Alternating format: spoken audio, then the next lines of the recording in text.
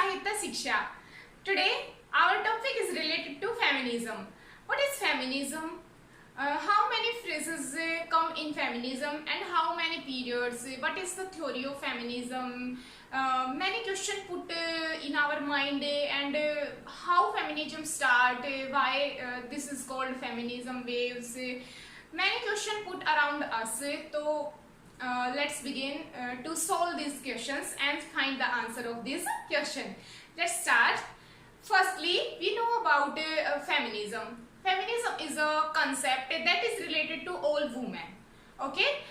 अब हम शुरू करते हैं कि why feminism come? What need? ऐसा क्या हुआ कि हमें फेमिनिज्म की जरूरत पड़ी? फर्स्टली मैं आपको बता देती हूँ कि बहुत लंबे डिकेड से या बहुत लंबे टाइम से ऐसा चला आ रहा था कि फेमिनिज्म का एक एग्जिस्टेंस है वो सोसाइटी में क्रिएट नहीं हो पा रहा था, और जो फेमिनिज्म है उसका एक जो प्रॉपर आइडेंटिटी कह सकते हैं वो यहाँ पे क्रिएट नहीं हो पा रही थी। तो ये सब फेमिनिज्म के ग्रुप ने फील करा कि जो हमारी आइडेंटिटी है या जो एक सोसाइटी में पहचान होती है वो कहाँ पे है। तो सबसे पहले चलो शुरू करते हैं यहाँ से कि वो एक्चुअल में पहली जो उसकी फाउंडेशन थी वो कहाँ से शुरू हुई। देखो, फर्स्टली फेमिनिस्ट हिस्ट्री है वो एस्टेब्लिश हुई यूएस में, और उसके बाद वो 4 डिफरेंट टाइम पीरियड में डिवाइड हो गई। अब जो फेमिनिस्ट वेव्स हैं और थ्योरीज हैं वो बिल्कुल डिफरेंट कंसेप्ट हैं। तो इस वाली वीडियो में हम फेमिनिज्म की वेव्स के बारे में डिस्कस करेंगे। Okay, understand. अब फर्स्ट वेव जो है वो 1848 से लेकर 1920 में स्टार्ट हुई। अब 1848 में क्यों शुरू हुई, उससे पहले क्यों नहीं हुई?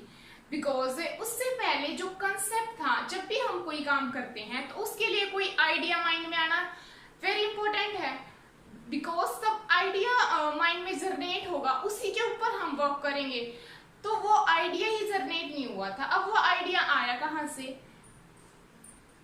सेनेट का फॉल्स कन्वेंशन हुई थी जो ऑर्गेनाइज करी गई थी एलिजाबेथ कैडी सेंटोन के द्वारा। और इस कन्वेंशन में जो डिस्कशन था वो किस चीज को लेकर था? वो था सोशल, सिविल और रिलीजियस जो कंडीशन है वुमेन की, उन सब चीजों को लेकर कि सोसाइटी में या रिलीजन में भी कोई बुक हमें वुमेन की राइट डाउन करी हुई नहीं मिलती है।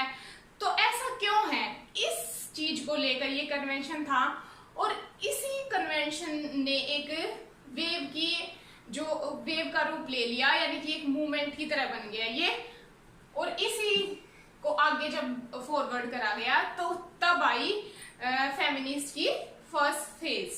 ओके, इसका मेनली एम क्या था? इसका मेनली एम था गेन करना राइट फॉर द वोट, कि वोट के लिए अपने अधिकार को पाना। क्योंकि उस टाइम पे क्या होता था कि मेल को ही ओनली ये राइट था कि वो वोट कर सकता है। जो वुमेन है उनको सेकेंडरी ऑब्जेक्ट की तरह या सेकेंडरी कास्ट की तरह ट्रीट करा जाता था। जैसे कि वो क्या हो, एक सोसाइटी में अगर कोई वाइट वुमेन है या कोई एरिस्टोक्रेट वुमेन भी है तो उसका भी सोसाइटी में वही एग्जिस्टेंस है जैसे कि एक लो कास्ट का था उस टाइम पे। ओके, इसका पॉइंट ऑफ व्यू क्या था? Suffrage movement. सफरेज मूवमेंट का मतलब होता है जब हम वोट के अधिकार के लिए लड़े तो उसको बोलते हैं suffrage movement. Also made the right of education. इसके साथ साथ इसके जो इम्पोर्टेंट पॉइंट थे कि इसमें उनको एजुकेशन का राइट चाहिए था, कि उनको भी इक्वल राइट्स हो एजुकेशन का। उसके साथ साथ मैरिज का, कि वो अपनी चॉइस के साथ मैरिज कर सकें। फिर था एम्प्लॉयमेंट का। एम्प्लॉयमेंट का कंसेप्ट क्यों आया? क्योंकि अर्बन इंडस्ट्रियलाइजेशन शुरू हो चुका था 18th सेंचुरी में। तो जब 18th सेंचुरी में जो अर्बनाइजेशन इंडस्ट्रियलाइजेशन शुरू हुआ तो उसके दौरान क्या हुआ कि जो वुमेन घर पे सूत काटते थे या यार्न वगैरह बनाते थे, जो उनके हाउस होल्ड वर्क थे, अब वो इंडस्ट्रीज में चले गए क्योंकि सारे काम इंडस्ट्रीज में होने लग गए। तो अब उन्हें क्या चाहिए था कि वो भी, उनका भी एम्प्लॉयमेंट हो। ठीक है, तो उनको ये इक्वल राइट चाहिए था कि वो भी एम्प्लॉयमेंट में जा सके। बिकॉज अब उनका जो घर वाला जो एम्प्लॉयमेंट था वो बिल्कुल साइड हो चुका है। तो ये भी इम्पोर्टेंट पॉइंट था। और वो कह रही थी कि हमारे लिए ऑल अपॉर्चुनिटी फॉर वुमेन, की कुछ ऐसा करा जाए कि हर चीज में हमें अपॉर्चुनिटी दी जाए, because we are also human living being. Okay, we are not different from society, we are part of that society, so we need to focus what women need. Okay, second wave पे आ जाते हैं. I hope कि first wave आपको clear हो गई होगी. और ये 19 जो वोट राइट मूवमेंट है, ये वुमेन को इसका ये नहीं है कि इन्होंने मूवमेंट चलाया तो इसका कोई नतीजा नहीं हुआ. बिल्कुल डेफिनेटली उनको राइट का वोट टू राइट मिला 1965 में.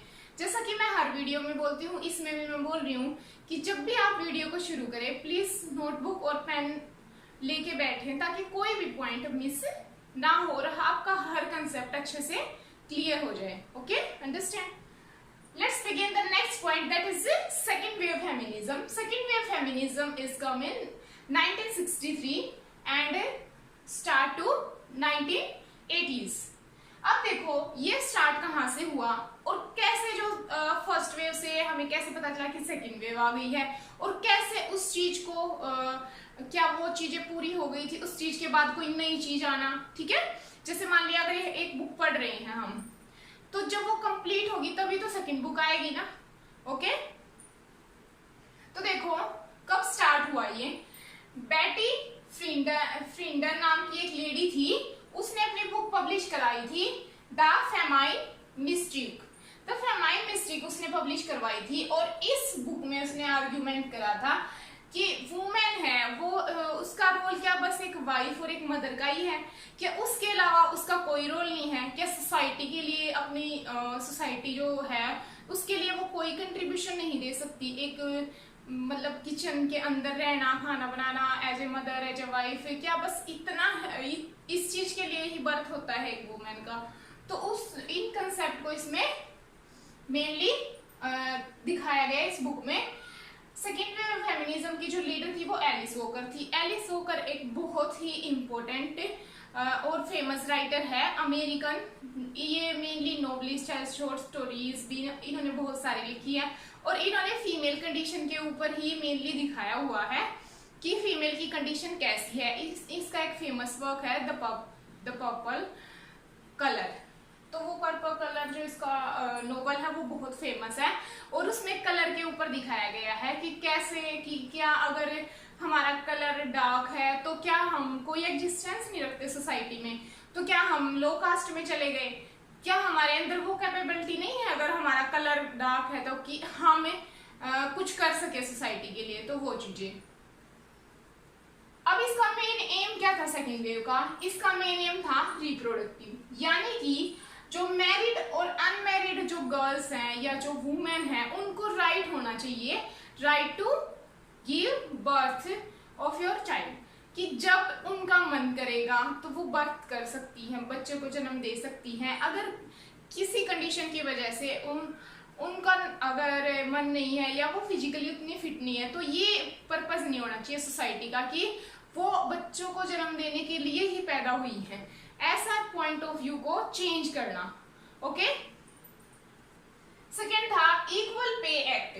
अब मैंने फर्स्ट में बताया था कि इंडस्ट्रियलाइजेशन आ गए थे और वो एम्प्लॉयमेंट को ढूंढ रहे थे.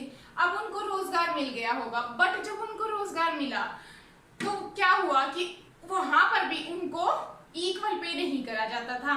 क्या होता था कि जो मेल थे उनको ज्यादा पेमेंट दी जाती थी, फीमेल को कम दी जाती थी. अगर वो किसी भी सिचुएशन को फेस कर रही हैं, अगर वो प्रेग्नेंट है या कुछ भी है तो भी उनसे सेम आवर काम करवाया जाता था और उसके बावजूद भी उनकी पेमेंट कम थी, क्योंकि ऐसा माना जाता था कि जेंट्स ज्यादा काम करते हैं और लेडीज कम काम करती हैं.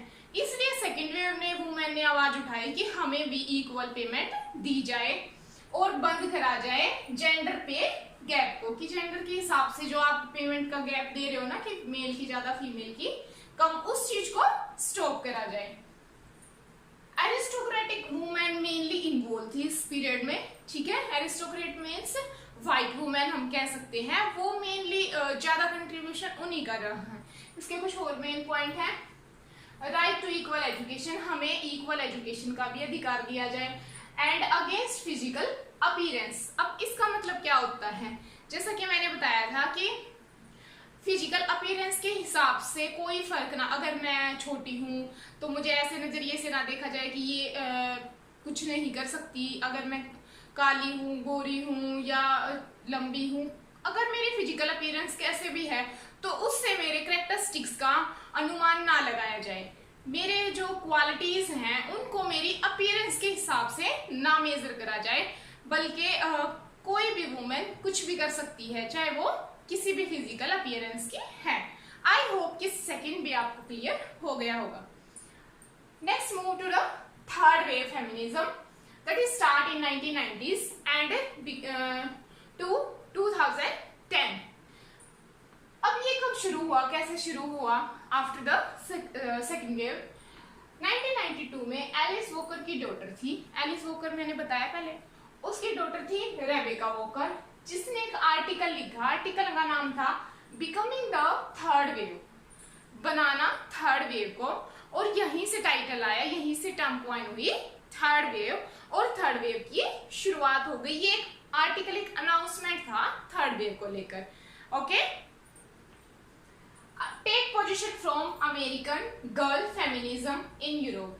अमेरिका में गर्ल फेमिनिज्म एक मूवमेंट चल रहा था, जिसमें ये स्पेलिंग गर्ल ही है, GRRL, कई जगह इसको GRRL भी लिखा जाता है, तो that is girl feminism. Europe में इसको न्यू फेमिनिज्म बोला गया, और इसका मेन मोटिव क्या था कि देखो अब वो इंडस्ट्रीज वगैरह में जाने लगी, तो जहां पर वो जा रही है ना, वहां पर क्या हो रहा है, अब वहां पर उनका हरासमेंट हो रहा है, तो इस चीज पे मेन फोकस करा गया। देखो सबसे पहले तो जो ये वेव थी, अब मैंने बताया था व्हाइट वुमेन का सेकंड वेव में ज्यादा कंट्रीब्यूशन था, अब जो थर्ड वेव आई उसमें व्हाइट वुमेन की बजाय इन्वॉल्व करा गया ऑल वुमेन्स को, ब्लैक वुमेन को भी इंक्लूड, और मेन फोकस जो था वो ब्लैक वुमेन पे डाला गया।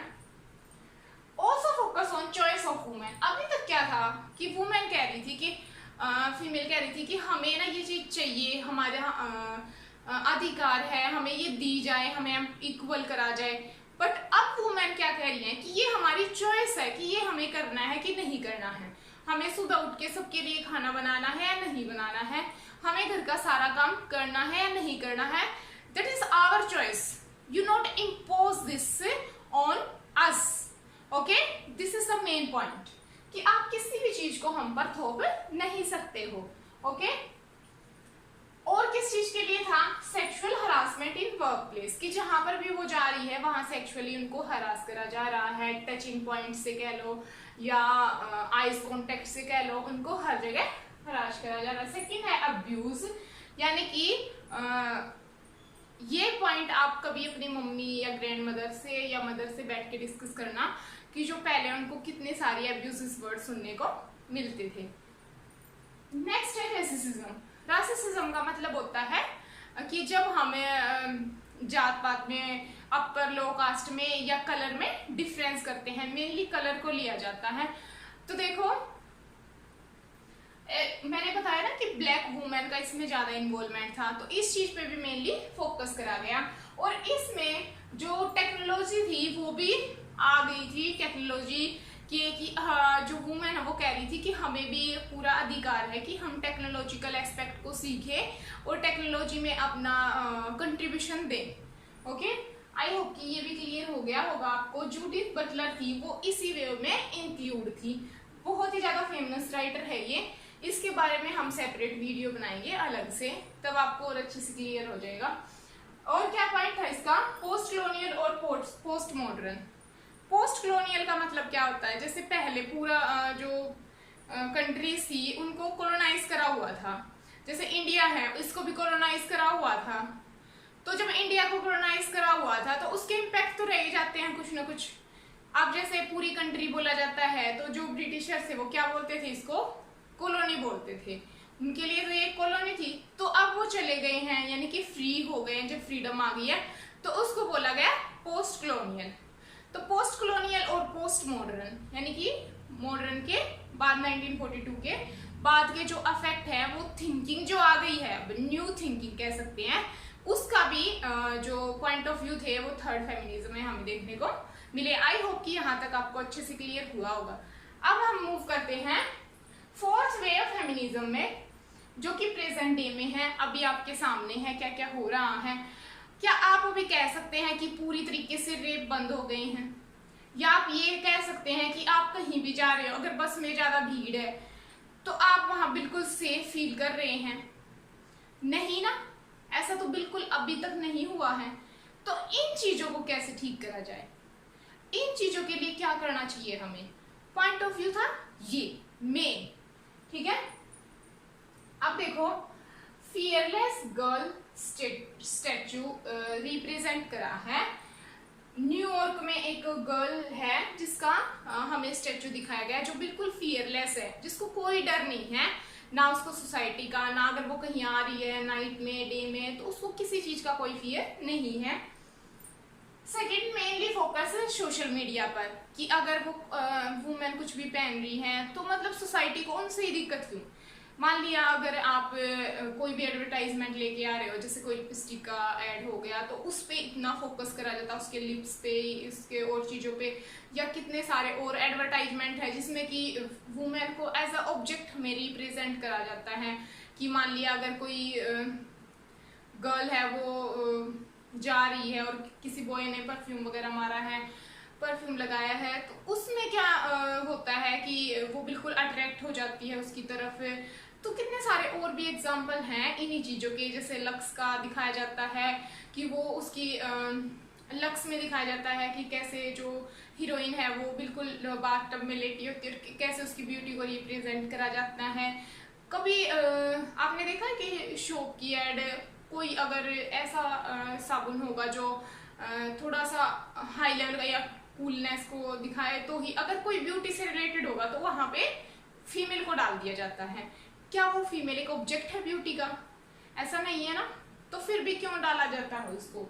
यानी कि सोशल मीडिया के थ्रू हमें हमारी मेंटालिटी किस तरीके की क्रिएट करी जा रही है। ठीक है, मेन जो कंसेप्ट है इसका मेल गेज। अब ये मेल गेज क्या होता है? गेज का मतलब होता है घूरना। छोटी क्लासेस से ही हमारे बुक्स में आने लग जाता है। सेकंड क्लास की जो एनसीईआरटी की बुक है उसका शायद फर्स्ट सेकंड चैप्टर ही है, जिराफ वाला, उसमें भी गेजिंग वर्ड है। तो हमने शुरू से ही सुना होता है गेजिंग वर्ड यानी कि घूरना।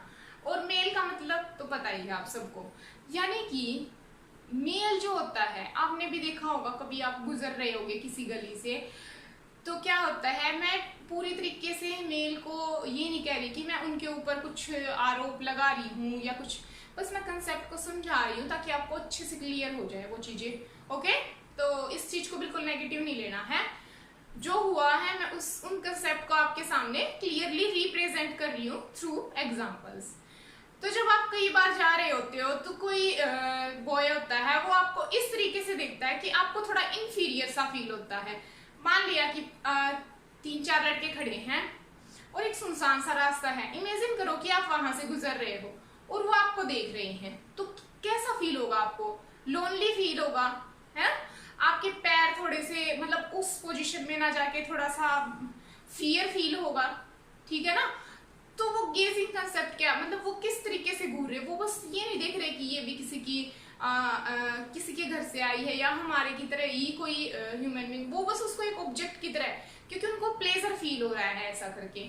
ओके, तो वो उसको घूर रहे हैं। पर इसका इफेक्ट एक फीमेल पे क्या पड़ रहा है? वो खुद को कितना अकेला महसूस कर रही है, अनसेफ फील कर रही है, फियर फील कर रही है। तो उस चीज को ऑब्जर्व करा है। यानी कि जो फोर्थ वेव है इसमें क्या हो गया है कि अगर अब एम्प्लॉयमेंट आ गया है, उनको सारे अधिकार मिल गए हैं, उसके बावजूद भी कुछ चीजें ऐसी हैं जो पास से ना होके दूर से हैं, बट वो भी अफेक्ट डाल रही हैं वुमेन के ऊपर। ओके, और ये एक वर्क है लोरा मलवे का, विजुअल प्लेजर एंड नैरेटिव। इसमें इन्होंने बड़ी ही खूबसूरती के साथ इन चीजों को रिप्रेजेंट करा है। अभी अगले 1-2 दिन के अंदर हम इसके ऊपर वीडियो अपलोड करेंगे, बड़ा ही इंटरेस्टिंग है, आपको बहुत अच्छा लगेगा। और सेकंड है डोना हार्वे, इसका है साइबर मैनिफेस्टो। ये भी इनका जबरदस्त वर्क है, इनको हम अलग सेपरेट वीडियो में डिस्कस करेंगे। तो आई होप कि आपको फेमिनिज्म की चारों वे अच्छे से क्लियर हो गई होंगी। अब नेक्स्ट वीडियो में हम इनकी थ्योरीज डिस्कस करेंगे कि फेमिनिज्म थ्योरी क्या होती है और कितने टाइप्स होते हैं फीमेल फेमिनिज्म जो थ्योरी होती है उसके। ओके, आई होप कि यहाँ ये सारा आपको क्लियर हुआ होगा। फिर भी अगर कोई डाउट हो तो कमेंट सेक्शन में बताइएगा, और अगर वीडियो अच्छी लगी तो लाइक, कमेंट, शेयर और सब्सक्राइब कर दीजिएगा। और हंसते रहें, मुस्कुराते रहें, हेल्दी रहें, आसपास सफाई रखें और हमारे वीडियो को देखते रहें। और इसी के साथ अलविदा, बाय और thank you friends, thank you.